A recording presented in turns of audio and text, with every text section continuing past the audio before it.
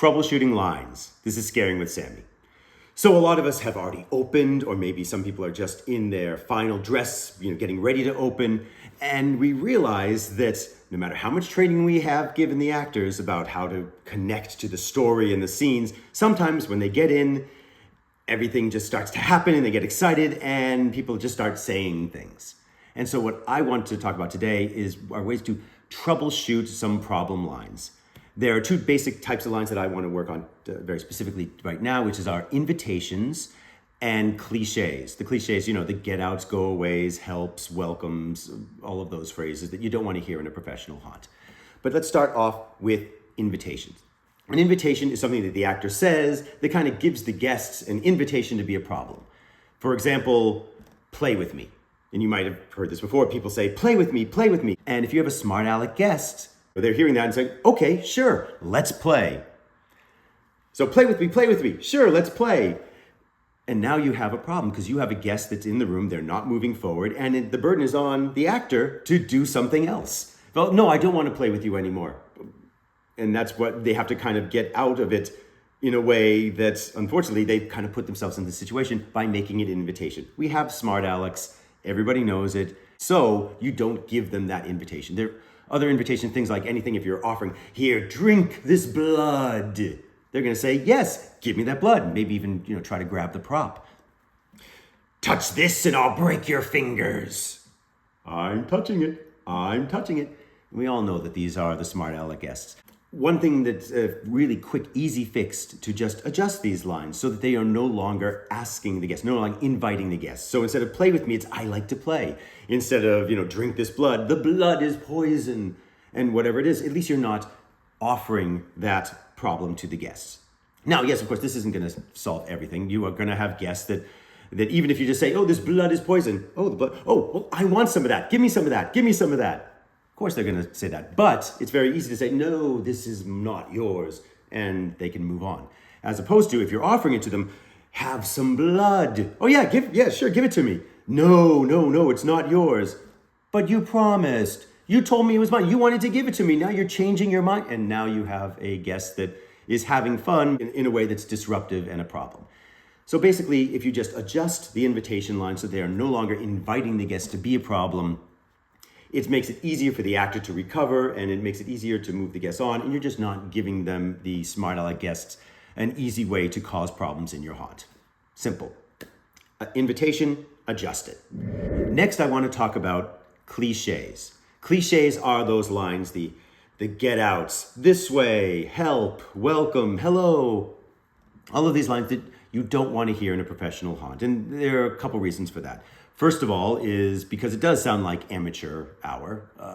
The reason why a lot of actors say these things is because they don't know what else to say, pretty much. Whatever happens, they're just panicking and they don't know what to say. So these are the types of things that everybody says, and that's why it sounds, amateur-esque. Another reason why you don't want the actors to be saying these lines is because they don't mean anything. We are storytellers. We've created these haunts and these worlds and these characters, and we put all this detail into this world, and the actors only have a couple seconds to sort of tell part of that story to the guests. Maybe 3 to 5 seconds, maybe 10 seconds if they got a little bit more time in the room. And every time that they say, get out, go away, help, welcome, hello, what they're doing is they're wasting time because these are not telling the guests anything about the story at all. Now, the real solution is, of course, back in training, when we were training the actors to understand the characters and their place in the story. Every haunt, it's like a movie, and every section and every area is a scene, and the characters are part of that scene. And so they have their 3 levels of questions to go big, B-I-G. You have your basic questions, which are pretty much already told to them. What is this room? What is this costume? Then imagination, where they say, well, why am I wearing this costume? Why am I in this room? What is my part of the story? And then G, the guests, you're assigning the guests apart. Who are the guests? Because they are part of the story. Also, along with that, the actors should know what's in the room before them and what's in the room after them. And all of these things that the actors can do to help ground them in the parts so that when they're talking and interacting with the guests, they don't have to say, just get out, go away, because there's a reason for them to be interacting. They are a character in the room. Now, this is troubleshooting, so we don't have time to go back to that. So we're gonna use some quick little ideas and techniques, and we're gonna kind of backdoor into that without having to go through it all again, and hopefully just attack the problem and attach the actors to the scenes. So the first one is give them the why, not the what. So for example, if an actor is saying get out, if it's very simple, you tell them to give them the why, not the what. So why are you saying get out? Now, I'm going to use an Egyptian theme. You know, I haven't been through a haunt with an Egyptian theme for a while, so I'm going to use an Egyptian theme. So let's say that the actor is saying get out, and why are you getting out? Is there something you're protecting in this room? Oh, this is my sarcophagus, my treasure. They can't steal my treasure. The pharaoh wants all my gold. Basically what you're doing is you're telling the guests to get out, but instead of saying get out, you are explaining it to them. You're telling them the why, and that's going to make it part of the story. So now the guests are walking through, instead of get out, which means nothing, is, oh, there's a pharaoh and there's gold and there's a sarcophagus here, or whatever the reason is. Maybe you're trying to protect the guests. You're telling them, dude, get out, go away, because there's something behind them. The pharaoh's guards, they're going to flay your skin off. They're going to cut you to pieces. They're going to they're going to mummify you. And once again, by telling the why, not the what, you are giving them parts of the story, even if it's just a personal part of the story. For example, instead of saying help, help, if you tell them why, the sarcophagus is crushing me. He's going to mummify, he's going to flay my flesh. Whatever the story is, even if it's just part of the individual story, the guests are still being brought into the world, and we're not kind of wasting those 3 to 5 seconds. As a side note, for character purposes, if you think of it this way, people, and especially characters in any type of drama or movie or anything, they never really say exactly what they want directly. If they did, a lot of these shows would be over. How many comedies have you seen where if somebody just said what they wanted or what they needed, then we could have gotten this all done in like 5 seconds? But they don't. They're going to explain, and they're going to try to cajole, and they're going to try to manipulate, or however they're going to do. Maybe they don't know how to say things directly. And that's a more interesting character, especially for a haunted house, than it is to just say, get out. You say, oh, no, this is my treasure. The ghosts that are speaking to me, they want me to be alone in this room. They're going to trap me. Whatever it is, instead of just telling them the what, if you give them the why, it's going to be more interesting, and it's actually going to be better character-based. That's going into it a little deeply for character purposes so that we kind of understand that a little bit more. But when it comes to troubleshooting the actor, here, give them the why, not the what. Why do you want them to get out? Why are you saying help? Why are you welcoming them? And then you can get that story, whether it's a personal story or a larger theme story, and it's more interesting for the guests. Another approach, which is kind of going to get you to the same place anyway, is to tell them to start in the middle. So for example, if they're going to welcome people, welcome. Now that you've said welcome, you're not going to just keep on saying welcome. What would you say next? And next is welcome. The banquet is about to begin. The pharaoh appreciates your bodies, your life sacrifice, whatever it is, the reason why you're welcoming them. So it kind of gets to the same place of the why, not the what, but sometimes it's easier for an actor to understand, oh, if this is what I say first, then what I'm going to say next. And then you can tell them, look, start the day off, you can say welcome right at the beginning, and then after that, everything else is as if you've already said it. So you're starting in the middle. And it gets you back to the same place. And once again, these are both ways to get back into the story and telling the stories. Another troubleshooting method is to go back to harken back a little bit to what we were talking about with the basic characterization, is assigning the guests. We have created a movie, and the guests are part of the movie. This scene, the guests are part of the scene, and if you assign the guests apart, who are these guests? Then the character will have more to be able to say to them. So let's say that the guests are walking through, and oh, their body parts. Oh, I can talk about all the different body parts because we're going to be embalming them, and you're going to become mummies, and you won't ever have to think again. Or maybe they're guards from the pharaoh, and I'm doing my work. Don't tell the pharaoh anything different. He's going to come and rip my head off. Maybe you're helping them escape. The guards are coming. If you go down and you see this little wizened old man, he's going to tell you to go out. Don't go that way. Whatever it is, if you assign the guests apart, or tell the actor to assign the guests apart, who are the guests, then they'll have a reason and ability to talk to them.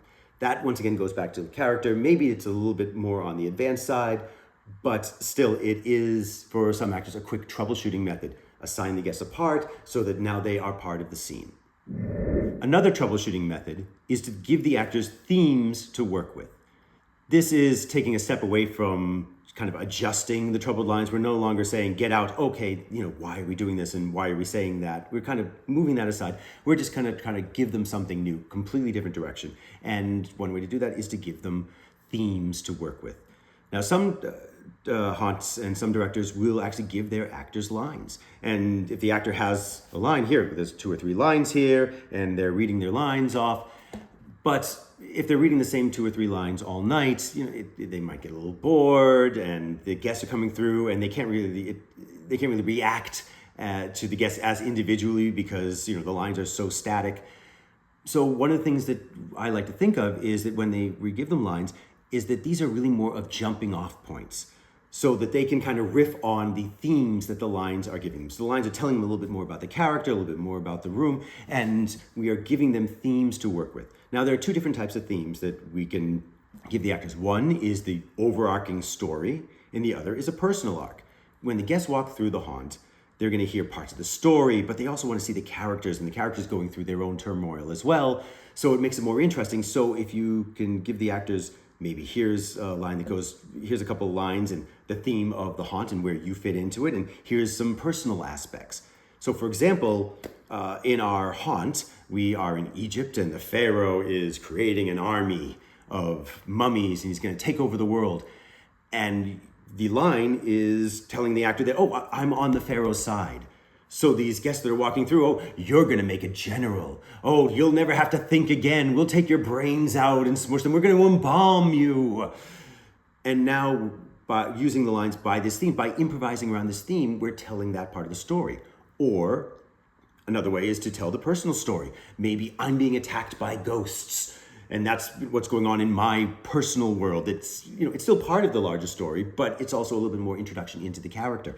This is my treasure. I'm really a thief, and the Pharaoh won't be able to take my treasure. This is my sarcophagus. I just escaped. I'm going to be a mummy too. Whatever it is, by having themes that the actors can work around and can improvise with, they can help tell the story, and you can get away from the cliches. And all it takes is a little bit of extra work, sometimes writing down lines, writing down themes, and working with the scare actors so that they can give you magic telling that story. So to recap, when you're troubleshooting lines, you're just going to be getting in with the actor kind of one-on-one. We're not doing a large training bit. We just want to do some slight adjustments so that we can get the actor on board so that they're telling the story and involving the guests rather than cliches or problems like invitations. So for invitations, you just adjust it. Adjust it so it's not an invitation, making it really easy for the smart-aleck guests to be a problem. When it comes to cliches, we have a couple techniques to move away from it. The why, not what. Give them the why, not the what. Start in the middle. After you've said that, what do you say next? Or moving away from those problems altogether with things like assigning the guests apart. So who are the guests so that you can have an interaction with them, or giving them the themes. Once again, there is the larger arc, the story theme, and then there's a personal theme. And if you give them lines and give them ideas of how they can riff on those, then they can bring those characters to life. They can bring the stories to life.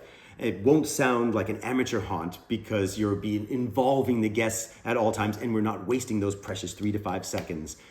The actors will be telling the story, telling parts of either the personal story or the larger story. And that's what makes a professional haunt. And so this was troubleshooting. I hope this helps out a little bit. I hope you have a great season. I hope, we're going to have a great season. It's going to be a lot of fun. I'm thrilled that it's this time of year. This was Troubleshooting Lines, Scaring with Sammy.